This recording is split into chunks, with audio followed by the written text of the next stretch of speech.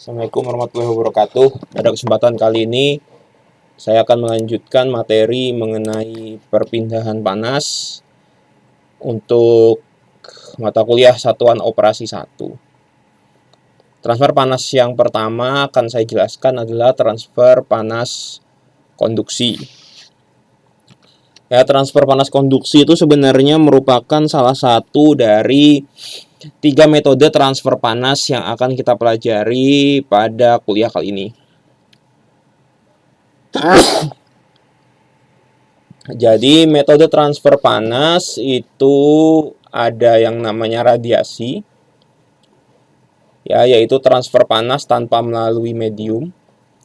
Lalu ada transfer panas konduksi, ya, artinya hantaran, ya. Artinya panas itu mengalir melalui suatu media yang diam. Lalu ada konveksi, yang artinya panas itu mengalir melalui media yang bergerak.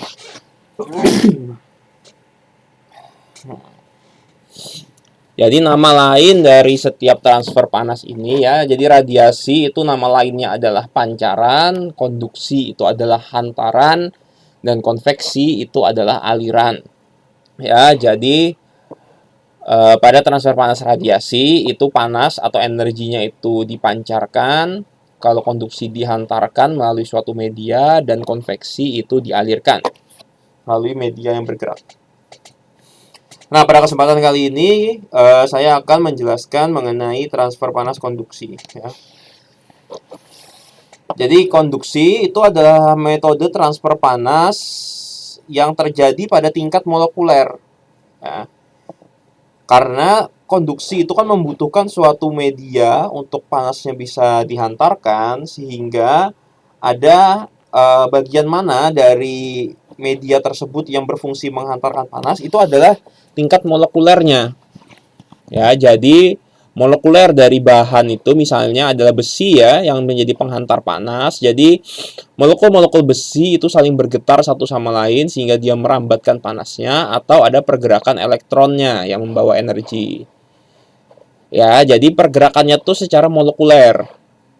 Karena secara makro kan tidak bergerak. Ya, artinya panas itu dihantarkan.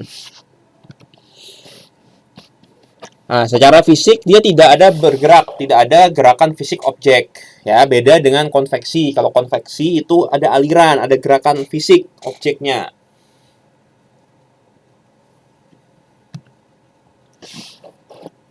Nah, jadi kita bisa misalkan secara matematis ini, ya. Jadi panas itu bergerak secara konduksi itu misalkan melalui suatu area dinding, ya. Nah, jadi panas yang mengalir dia berbanding lurus, ya, berbanding lurus dengan wall surface area. Jadinya luas area perpindahan panasnya. Semakin luas area untuk panas itu berpindah, maka semakin banyak energi yang bisa dialirkan.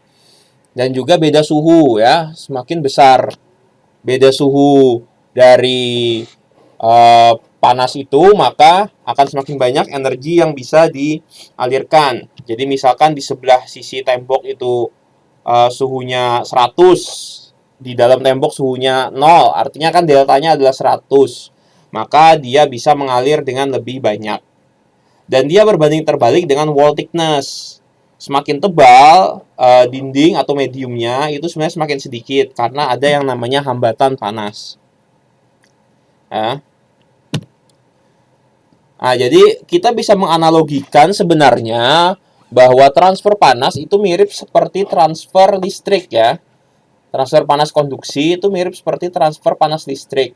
Transfer aliran listrik, karena aliran listrik juga membutuhkan medium. Dalam hal ini misalnya kabel, ya, untuk mengalirkan energinya. Ya, jadi ini kan rumus dasar dari listrik, ya, bahwa I arus itu adalah beda potensial dibagi dengan hambatan. Nah, bila kita utak-atik secara matematis adalah secara analogi bahwa I atau arus atau aliran dari listrik itu kan setara dengan Q, ya, atau aliran panas. Nah, sementara beda potensial, ya, dalam hal ini voltase di listrik itu setara dengan beda suhu. Ya, ada beda potensial itu setara dengan beda suhu. Dan R itu pada listrik itu adalah hambatan sirkuit atau ada hambatan-hambatan pada kabelnya. Nah, sementara pada perpindahan panas itu adalah hambatan mediumnya.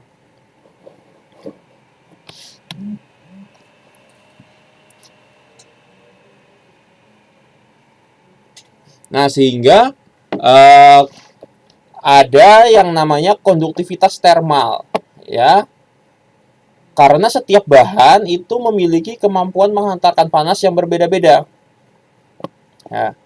Misalnya metal atau logam itu 50-400 watt per meter per derajat Celcius. Air lebih rendah lagi, udara lebih rendah lagi, bahan-bahan isolator juga lebih rendah. Nah, jadi yang membedakan lagi, yang mempengaruhi seberapa besar panas itu bisa mengalir secara konduksi itu adalah nilai konduktivitas termal atau disimbolkan K. Satuannya watt per meter derajat Celcius.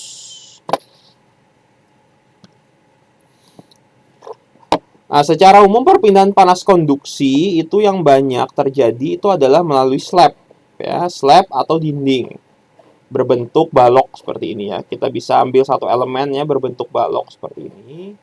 Jadi panas itu mengalir ya dari suhu T1 mengalir ke suhu T2 melalui suatu medium dengan panjang L.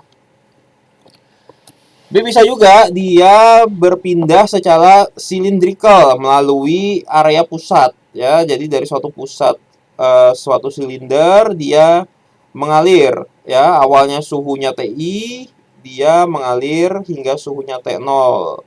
Awalnya R1 sepanjang R ini sampai ke R di luarnya.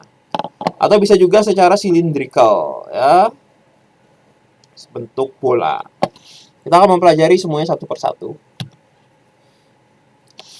Jadi slab conduction ya, jadi bila panas itu melewati suatu benda, suatu medium yang berbentuk balok seperti ini, ya, kita tetap mengambil rumus dasarnya adalah Q ya, atau panas yang bisa dialirkan itu setara dengan minus ini adalah tanda bahwa dia aliran panas ya, artinya panasnya keluar. K adalah nilai konduktivitas dan A adalah luas areanya, luas area dinding ini, luas area mediumnya. DT adalah beda suhu dan DX itu adalah jarak. Ya.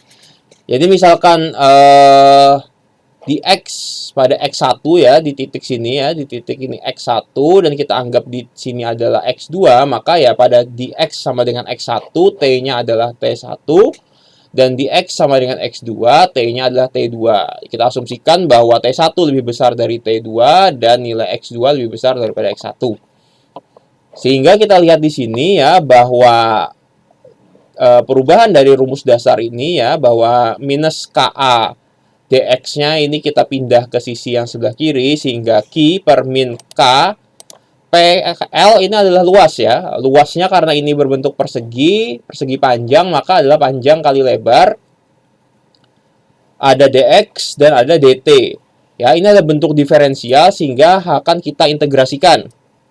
Nah, di sini akan kita integrasikan dari X1 ke X2 dan T-nya dari T1 ke T2.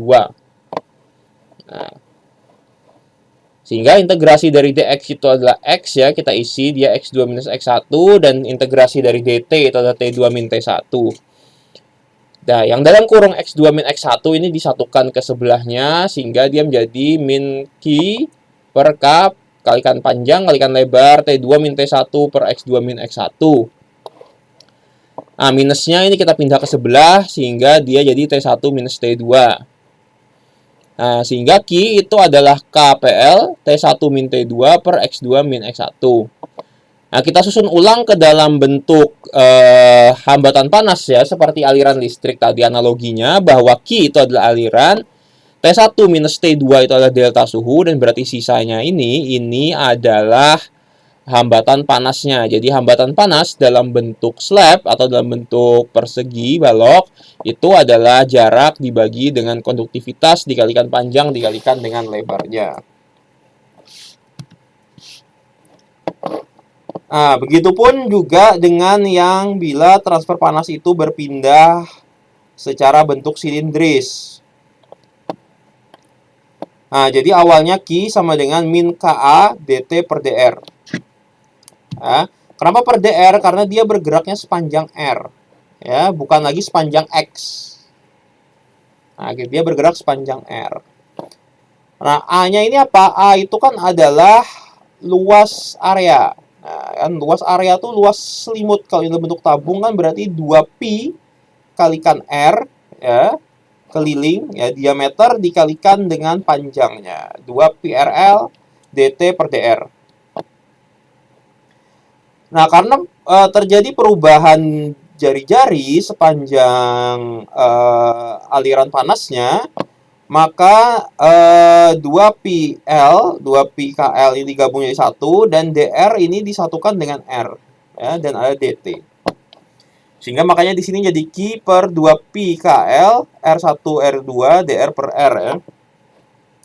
Nah, ini tetap dt.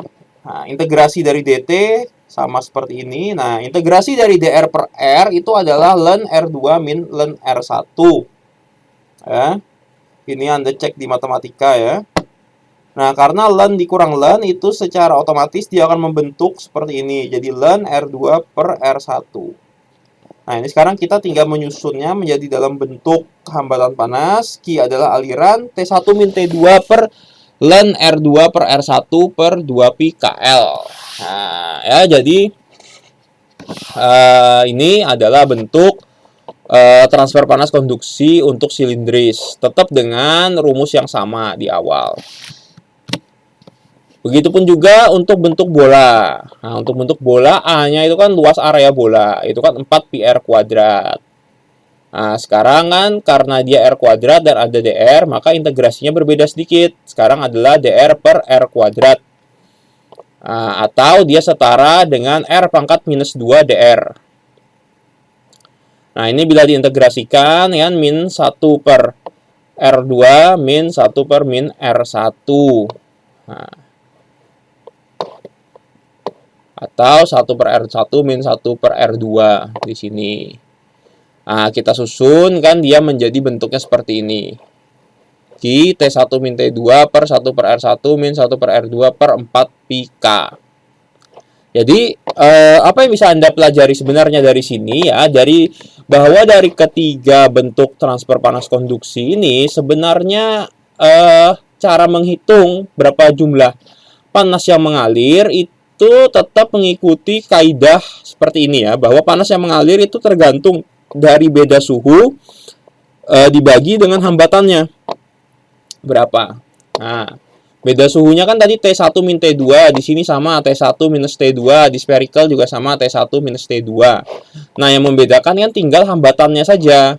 Nah, hambatan untuk bentuk slab seperti ini kan dia adalah beda jaraknya seberapa tebalnya, dan juga berapa nilai konduktivitas dari bahannya, dan juga berapa panjang dan lebarnya. Sementara untuk bentuk silindrikal itu adalah bentuk logaritma natural dari perbandingan jari-jarinya, jari-jari luar dibagi dengan jari-jari dalam dibagi dengan 2pi kalikan K dikalikan dengan L panjangnya. Sementara untuk silindrikal dia adalah perbandingan dari 1 per jaraknya, 1 per R1 min 1 per R2 per 4 kalikan Pi kalikan K.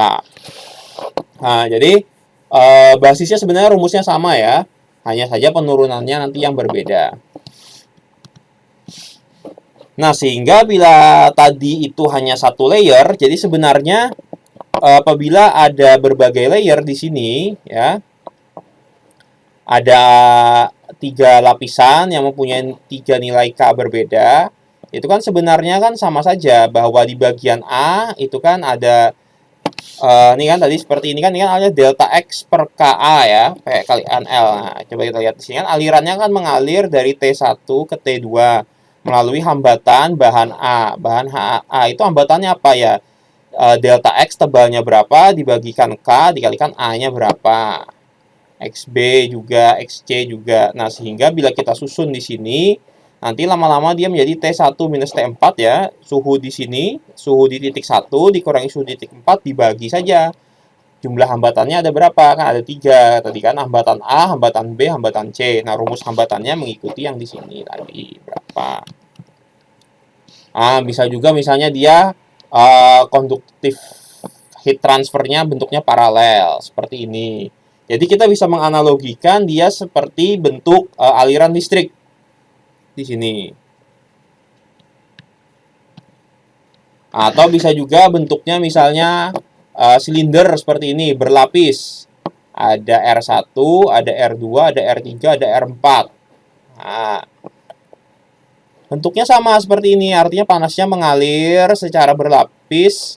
Nah, hambatannya apa? Hambatannya tadi kan ln R2 per R1, artinya R yang paling luar dibagi dengan R yang lebih dalamnya. Sini kan R3 per R2, ini R4 per R3. Dua pi-nya sama, K-nya mungkin berbeda, KA, KB, KC, dan L-nya kan sama. Jadi tujuannya itu adalah untuk menghitung panas konduksi itu sebenarnya bergantung pada bentuk ya, bentuk mediumnya. Ya karena dia memerlukan medium untuk transfer tadi. Nah, mediumnya apapun itu tetap yang menjadi rumus acuan Anda adalah delta T atau delta suhunya berapa. Ya, itu yang pertama, lalu hambatannya. Nah, hambatannya itu mengikuti bentuk mediumnya. Kalau bentuk mediumnya kotak seperti ini, hambatannya seperti ini, mediumnya silinder, ya hambatannya seperti ini, mediumnya bola, hambatannya seperti ini. Nah, sisanya tinggal mengikuti saja hambatannya. Nah, kalau seperti ini kan ada rumus hambatan sendiri. Kalau T1-nya sama, delta suhunya sama semua. Ya, ini ada contoh soal ya. Silahkan untuk Anda kerjakan baik-baik. Nah, ada dua contoh soal untuk Anda pelajari di rumah. Baik, sekian dari saya. Terima kasih. Wassalamualaikum warahmatullahi wabarakatuh.